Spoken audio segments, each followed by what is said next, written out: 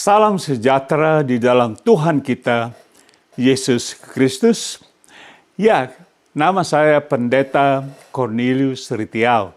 Kami dari Great Commission Gospel Ministry dan kami berada di Los Angeles, California, Amerika Serikat. Saudara tahu ada banyak orang beribadah, banyak sekali orang beribadah khususnya pada hari ini. Tetapi ada satu masalah besar ketika mereka ibadah. Dan saya mau tanya, apakah Anda tahu masalah besar itu? Oke, mari kita berdoa. Bapa dalam surga, terima kasih pada hari ini yang baru Kau berikan pada kami. Kami akan mendengar firman-Mu lagi. Tuhan, berkati firman-Mu dan siapkan hati kami untuk mendengar firman-Mu. Tapi yang terutama Engkau tolong hamba ya Tuhan. Penuhi hamba dengan Roh Kudus-Mu.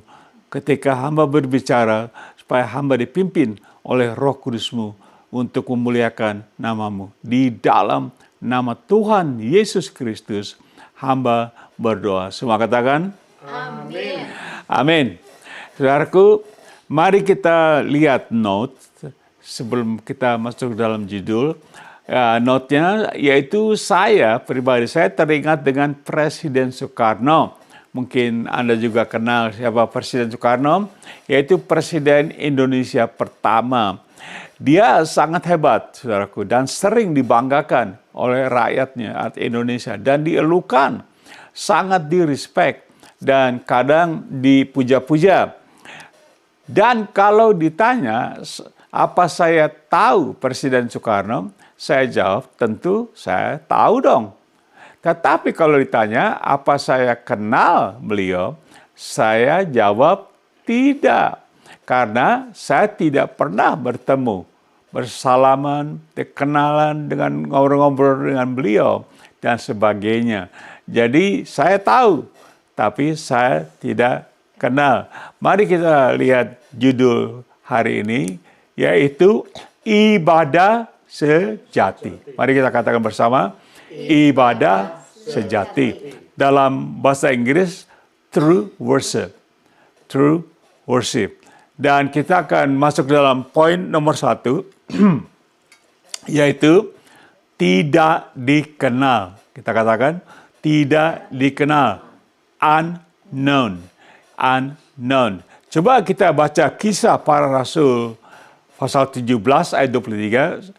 Sebab ketika aku, yaitu Rasul Paulus, berjalan-jalan di kotamu dan melihat-lihat barang-barang pujaanmu, aku menjumpai sebuah mesbah dengan tulisan kepada Allah yang tidak dikenal. Apa yang kamu sembah tanpa mengenalnya, itulah yang ku beritakan padamu. Jadi Paulus lihat di kota ini ada barang pujaan, ada mesbah kepada Allah, katakan Allah, pada Allah, bukan ilah, Allah yang tidak dikenal. Dan saya taruh note-nya kita baca. Note-nya berbunyi, orang-orang ini selalu rajin beribadah. Mereka rajin karena mereka punya mesbah. Tetapi mereka menulis satu pernyataan di mesbah mereka, yaitu kepada Allah yang tidak dikenal. Paling sedikit kita ketahui bahwa mereka menjalankan ibadah kepada Allah. Benar? Tetapi meskipun mereka tidak mengenal siapakah Allah. Coba kita lihat note selanjutnya, saya taruh. Sebaliknya, pada akhir zaman ini banyak orang yang mengaku dirinya Kristen, tetapi mereka tidak ada waktu untuk beribadah. Dan alasannya ialah karena mereka sibuk dengan hal-hal lain. Jadi mana yang lebih baik? Beribadah tidak kenal Allah atau mengaku Kristen tetapi tidak mau beribadah? Jawabnya apa? Dua-duanya tidak baik. Jadi saya lihat banyak gereja-gereja yang kosong. Ada juga yang ramai, ada banyak kosong. Coba kita lihat poin nomor 2. Dikatakan, kenalkah Anda bahasa Inggris, do you know? Do you know? Coba kita lihat Yohanes pasal 1 ayat 26. Sini dikatakan, Yohanes, itu Yohanes Pembaptis, menjawab mereka katanya, aku membaptis dengan air. Tetapi di tengah-tengah kamu berdiri dia, yaitu siapa? Yesus, yang tidak kamu kenal. Luar biasa ya. Jadi banyak ada orang halayak ramai di situ, Yohanes sedang membaptis, tiba-tiba dia tahu ada Tuhan Yesus, tapi banyak orang nggak kenal Tuhan Yesus. Yohanes itu tidak kamu kenal dia, Tuhan Yesus. Mari kita lihat notnya lagi. Dikatakan, yaitu banyak sekali orang yang beribadah di gereja, tetapi mereka tidak sungguh-sungguh kenal siapa Tuhan Yesus secara pribadi. Mereka tidak kenal. Mereka hanya mengetahui bahwa mereka adalah keturunan Kristen. Dan keturunan Kristen adalah bukan Kristen asli. Sekali lagi, keturunan Kristen adalah bukan Kristen asli. Karena sama sekali tidak diajarkan di dalam Alkitab bahwa menjadi Kristen karena kita dilahirkan di dalam keluarga Kristen. Itu namanya apa? Kristen KTP. Kalian tahu ya, kita sering bilang, oh kamu Kristen KTP aja gitu. Oke, kita baca not lagi, dikatakan seperti ini, saya tahu. Contoh, saya pribadi lahir di dalam sebuah keluarga Kristen, yang mana ayah saya adalah seorang hamba Tuhan di gereja kami. Tetapi, saya sangat jarang sekali beribadah di gereja kami. Karena saya adalah seorang pemain musik duniawi di mana-mana, khususnya di nightclub. Sampai saya berumur 24 tahun, baru saya bertobat, mengalami lahir baru melalui Roh Kudus, dan sampai detik ini, setelah saya ngomong ini, saya kenal kepada siapa saya beribadah. Setelah saya bertobat, sekarang saya layani Tuhan, saya kenal kepada siapa saya beribadah. Amin. Coba kita baca Yohanes 1, next ayat 21-22a. Kata Yesus kepadanya, ini Tuhan Yesus bicara dengan orang Samaria, percayalah kepadaku, hai perempuan, saatnya akan tiba bahwa kamu akan menyembah atau beribadah kepada Bapa, bukan di gunung ini dan bukan juga di Yerusalem. Coba kita lihat ayat 22 bagian A saja. Kamu menyembah atau beribadah kepada apa yang tidak kamu kenal. Kami menyembah apa yang kami kenal. Ini Tuhan Yesus yang berbicara. Tadi kita lihat Rasul Paulus mengatakan, kamu menyembah, kamu nggak kenal siapa yang kamu Allah kamu. Tuhan Yesus juga katakan yang sama. Kamu menyembah kepada Allah yang tidak kamu kenal. Kami mengenal, kami menyembah apa yang kami kenal. Haleluya. Luar biasa ya. Coba kita masuk kepada note, ada note lagi kalau tidak salah ya. Jadi pertanyaannya bukan apakah kita beribadah, tetapi apakah kita sungguh-sungguh kenal siapa yang kita sembah di dalam ibadah. Betul? Banyak orang beribadah ditanya, siapa Tuhan? Oh, kamu Kristen? Ya, saya ke gereja gitu. Saya, papa saya, mama saya Kristen. Saya baru pulang gereja ditanya, ya kiranya ke gereja jadi Kristen, gitu ya. Langsung otomatis gitu. Nah, coba kita lihat poin nomor 3 dengan cepat. Baca, yaitu penyembah atau worshiper dalam bahasa Inggris. Penyembah atau worshiper. Dan ada note, saya taruh note dulu sebelum kita masuk ayat. Apakah Anda sungguh-sungguh tahu dan mengerti siapakah penyembah yang benar di dalam saat kita beribadah kepada Tuhan Allah kita, baik di dalam gedung gereja atau di mana-mana saja? Jadi saudara sungguh tahu siapa penyembah yang benar. Coba kita baca Yohanes 4, 23-24. Ini Tuhan Yesus sendiri berkata lagi, tetapi saatnya akan datang dan sudah tiba sekarang, bahwa penyembah apa?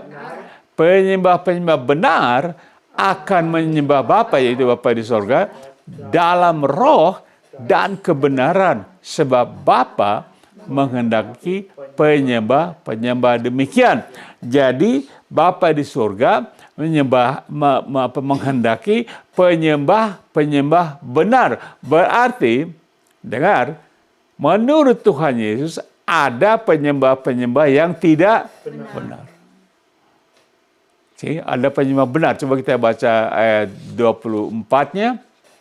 Allah itu roh, dan barang siapa menyembah dia harus, katakan harus menyembahnya dalam roh dan kebenaran. Kalau Tuhan Yesus katakan harus, berarti harus menyembah dalam roh dan kebenaran. Di samping itu, kalau saudara tidak menyembah dalam roh dan kebenaran, saudara bukan penyembah yang benar. Menurut siapa? Tuhan Yesus. Wow. Mari kita baca note lagi, saya taruh. Dikatakan, menyembah dalam roh di sini adalah bukan menyembah di dalam Roh Kudus, bukan. Banyak orang mengira itu hanya maksudkan menyembah dalam Roh Kudus, tetapi menyembah dalam roh kita manusia.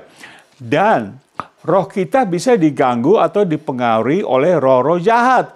Dan kita bisa menyembah Tuhan ketika roh kita dipengaruhi atau ditunggangi oleh roh jahat. Kita tidak bisa menyembah.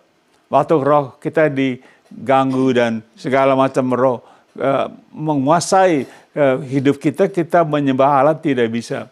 Karena dikatakan dengan roh dan kebenaran. Coba 1 Petrus 2 ayat 1 mengatakan seperti ini. Karena itu apa?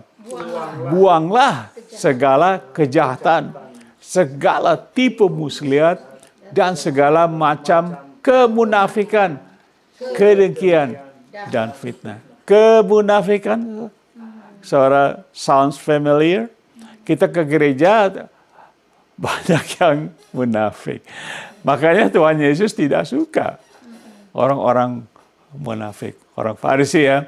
Nah, di sini waktu kita ibadah, roh kita dikuasai oleh kejahatan, oleh tipu muslihat dan segala macam kemunafikan, kedengkian. Coba Efesus 4 ayat 31, next.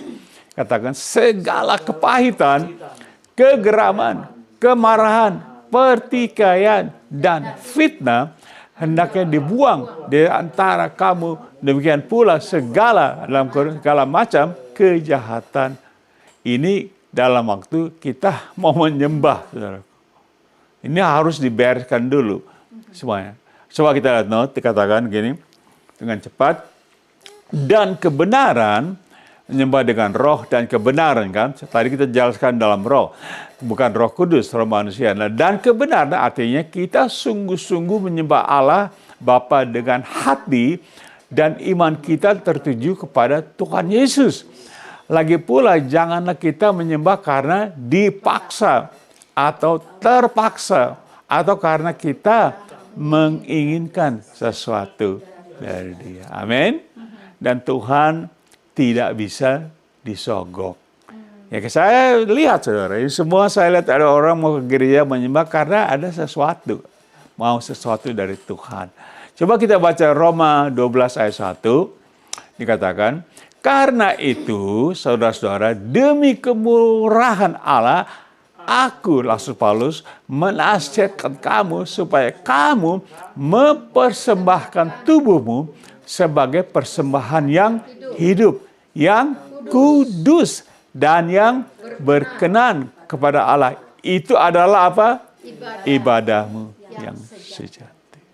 Saudaraku, yang kudus, sembahkan hidup kita, yang berkenan kepada Allah. Coba kita lihat note, saya taruh seperti ini note-nya. Apa arti dari Roma 12 ayat 1? Kita tidak bisa asal beribadah saja.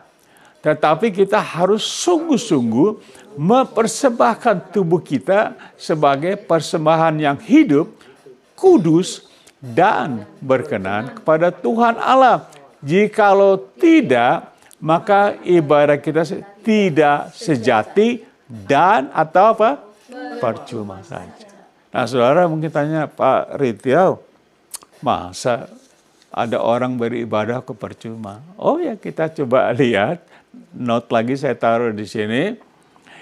Kitab Ibrani 12, pasal 14b, katakan, sebab tanpa kekudusan, tidak seorang pun akan melihat Tuhan. Kita mau gereja tidak pakai kekudusan. Kita dengan di roh-roh jahat tadi, tanpa kekudusan, kita tidak bisa bertemu dengan Tuhan secara iman. Ya. Jadi sangat merugikan jika kita beribadah, tetapi kita tidak melihat Tuhan, bahkan kemuliaannya di dalam ibadah kita. Amin. Jadi saudaraku, waktu kita beribadah itu harus bersih, saudaraku. Harus sungguh-sungguh beribadah Tuhan. Coba kita lihat poin nomor 4 dengan cepat. Yaitu percuma. Jadi saya katakan percuma. In vain bahasa Inggris. Percuma. Coba kita lihat Matius pasal 15, 8 dan 9a saja.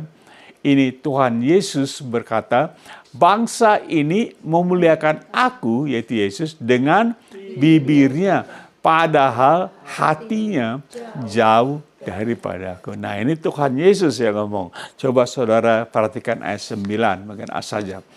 Percuma mereka beribadah kepadaku. Wow. Ini orang beribadah, kita sudah pakaian bagus, dari rumah sudah mandi. Wow, aku mau ke gereja. Tahu-tahu tiba-tiba Tuhan Yesus katakan, kalian bangsa ini percuma mereka beribadah kepadaku. Karena hanya dengan mulutnya saja. Hanya dengan bibirnya. Hatinya tidak di situ. Jadi it's a waste of time. It's a waste of time. Saya taruh artinya kita amburkan waktu saja percuma. Coba note yang next. Saya taruh seperti ini. Apakah benar ada ibadah yang percuma? Ya, benar-benar ada. Karena apa? Tuhan Yesus yang mengatakannya. Kalau saya yang mengatakan mungkin ya nggak benar ya. Tapi Tuhan Yesus sendiri katakan. Pertanyaannya bukan apakah kita beribadah. Tapi apakah kita beribadah hanya dengan mulut dan bibir kita saja.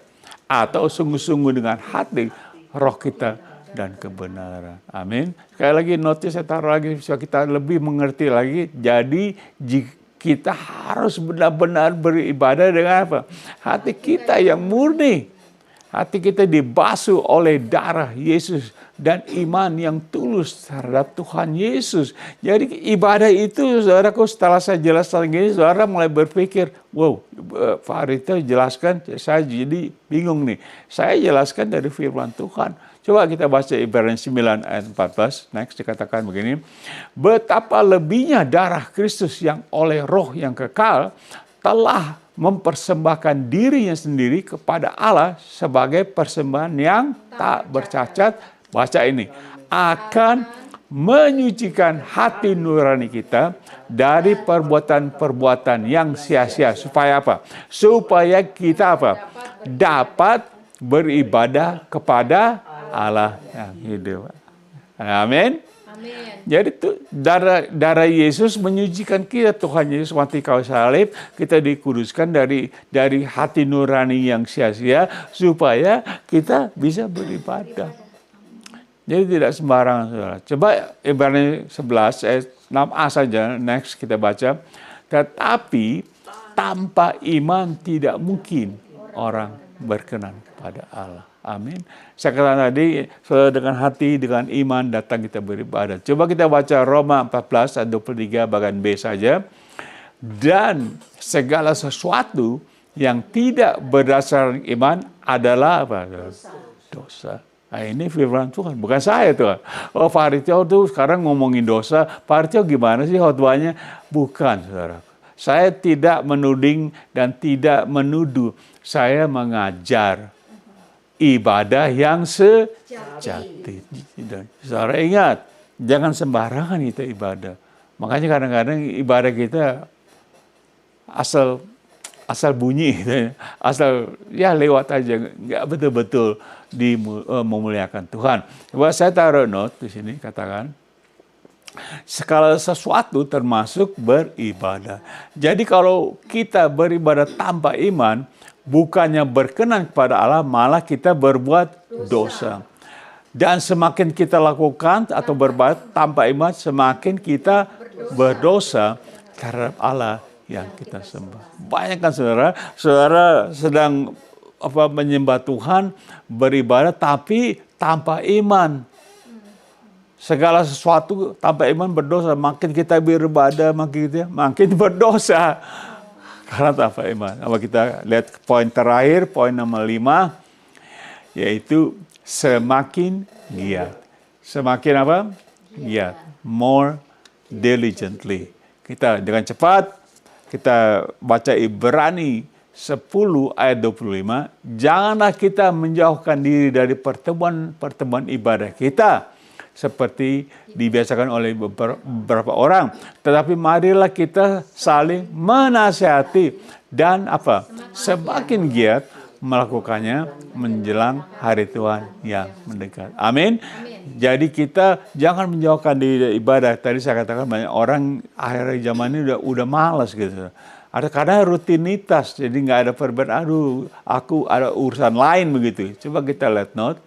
Ini dikatakan dengan cepat. Mengapa kita harus lebih giat lagi beribadah?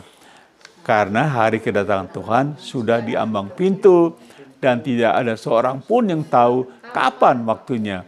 Karena Tuhan Yesus akan datang pada waktu yang sama sekali kita tidak duga. Amin. Kita nggak tahu, mungkin bisa hari ini juga tiba-tiba Tuhan Yesus datang. Oke, coba kita baca Matius 24:4. Tuhan Yesus berkata, ini Tuhan Yesus, sebab itu hendaklah kamu juga siap sedia atau berjaga-jaga. Karena anak manusia, yaitu siapa? Tuhan Yesus, datang pada saat yang tidak kamu duga. Ini Tuhan Yesus yang kasih kita warning ya. Dan kita tetap beribadah bersama-sama saudara. Tapi sambil berjaga-jaga. Amin. Jadi saudara sudah jelas apa ringkasannya dari firman. Kita lihat ringkasannya. Ibadah sejati tadi judul, ibadah sejati, true worshiper. Coba poin nomor 1 kita lihat. Yaitu tidak dikenal, unknown, kepada Allah yang tidak dikenal. Saudara ingat, di unknown God, orang beribadah tapi tidak kenal siapa Allah ini. Poin nomor 2, kita lihat, kenalkah Anda? Do you know? Kami menyembah apa yang kami kenal. Tuhan Yesus katakan, ingat, pada wanita Samaria, we worship that we know, Jesus said. Okay. Poin nomor 3, dikatakan, penyembah, worshiper, penyembah benar dalam roh dan kebenaran. Worship in spirit and truth. Poin nomor 4, misalnya ini ringkasan, percuma, in vain. Percuma mereka menyembah aku, Tuhan Yesus katakan. Mereka hanya menyembah dengan bibirnya, dengan mulutnya. In vain, they worship me. Poin nomor 5, dikatakan, semakin giat, more diligently. Menjelang apa? Hari Tuhan yang mendekat. The day of the Lord is approaching. We just read that. Kita mesti giat lagi. Kita berkumpul, beribadah. Coba kita lihat aplikasi. Saya katakan, saya mengerti bahwa kita semua sangat rajin beribadah, tetapi saya sarankan supaya kita sungguh-sungguh kenal Allah yang kita sembah. Dan kita menyembah dalam roh dan kebenaran. Dan tidak beribadah hanya dengan mulut saja, agar ibadah kita diterima oleh Bapa dan Tuhan Yesus. Amin. Tepuk tangan dong buat Tuhan Yesus. Kita mengerti sekarang. Wow. Oke, jadi sekarang kita kata-kata terakhir saya taruh seperti ini. Marilah kita beribadah kepada Tuhan Yesus Kristus dengan segenap hati kita, bukan hanya dengan lidah bibir kita saja, agar apa? Ibadah kita diterima olehnya dan tidak menjadi percuma saja. Ada amin? Amin. Amin. Saudaraku, saya akan berdoa dengan cepat supaya saudara mengerti bahwa firman Tuhan ini berlaku untuk kita semua, khususnya orang Kristen yang sedang menyembah Tuhan. Mari kita berdoa. Bapa di dalam surga, kami bersyukur firman-Mu sudah kami dengar dan kami mengerti bahwa kami tidak bisa beribadah secara sembarangan atau sembrono. Tetapi kami harus mengenal Allah, siapa yang kita sembah. Dengan jalan kami harus lahir baru. Kami harus menjadi sungguh-sungguh Kristen yang baru, ciptaan yang baru. Dan kami akan mengenal Allah, Tuhan Yesus, siapa yang kami sembah. Karena firman Tuhan katakan, jikalau kita terima Tuhan Yesus, kita menjadi anak-anak Allah. Tuhan berkati firman-Mu sekali lagi, supaya kami menyimpan dalam hati kami dan kami pakai sehari-hari. Bapak, kita, mari saudara, akan menerima berkat dari Tuhan. Kiranya kasih dari Bapa kita di sorga, kasihnya yang kekal, yang agape, dan seluruh anugerah dari Tuhan Yesus, Tuhan kita, Juru Selamat, dan persekutuan dan pertolongan, kuasa di dalam Roh Kudus menyertai kita dari saat ini sampai selama-lamanya. Semua katakan amin. Amin. Jadi saudaraku, terima kasih hari ini saudara sudah bersama kami, dan saya mengucapkan salam dan terima kasih dari kami Great Commission Gospel Ministry di Los Angeles, California, Amerika Serikat. Goodbye. Sampai waktu yang akan datang. Bye-bye.